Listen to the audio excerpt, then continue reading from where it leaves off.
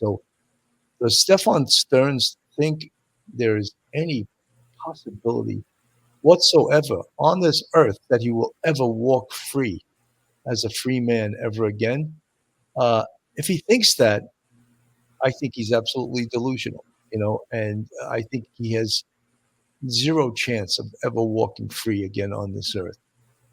And you see the woman in this uh, still photo that's part of a video, a body cam video. That's Jennifer Soto. And I would be surprised if at the end of this, she is also not charged. And I know I sound like a broken record, but I believe that. I truly believe that in my heart that, you know, she is so complicit in this, and she somehow, through omission, allowed these horrible things to happen between her daughter and this man who's now 38 years old, this 38-year-old baby who lives with his parents. Uh, just too hard to believe that Jennifer Soto knew nothing about this, knows nothing about this. And as we continue to follow this case, I think we all expect uh, there to be additional charges. Mike. Yeah, I would like to think that there's still maybe some ongoing case here, and they're looking at Jennifer, and they're just taking their time. Remember, statute of limitations. If she's considered a co-conspirator for a homicide, that there's no statute of limitations, so they could take their time, and hopefully we'll see justice for Madeline vis-a-vis her mom Jennifer. And we could just keep our fingers crossed. But yeah, I want to see it happen. You want to see it happen. Phil wants to see it happen. Everybody in the chat wants to see it happen. It may come later. We don't know. We can only keep our fingers crossed. But it is weird. But there's probably an excellent reason. We just don't know what the reason is. I hope that there's an excellent reason, and we don't know what the reason is. Absolutely. Bridget from the chat. Pretty sure the judge said he has to show up for the next one. Let's hope that he does show up. It's all about him, and why wouldn't he show up? Trying to read from the chat. Jen certainly wasn't paying attention. Just you would have had to be brain dead. I'm not sure what that's in reference to, Patty L.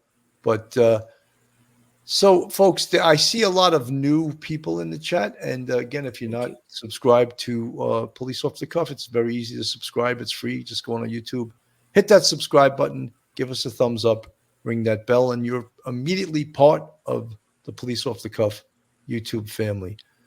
We will continue to follow this case as it takes some twists and turns. Not totally unpredictable, but new information comes out. And when it does, we will bring it to you. We covered this case from very early on. And it is as much as it's so heartbreaking, it is somewhat of a fascinating case to think that these two, and I'll say these two, were living this life and that they thought they could somehow get away with this. And so far as we know, the man you see on the screen, Stephan Stearns, is going to be facing a capital murder trial. But first, the SA trial in October 14th, if in fact it does start on that date. Mike, your final thoughts. We've reached that point in the show. Final thoughts. Pray for Madeline. Pray for that little girl who had no chance in this life. And the life she had was short and it was brutal. Pray for her soul. And pray for justice in this case. 100%, and very well said. We always, on this show, we always like to remember the victim first.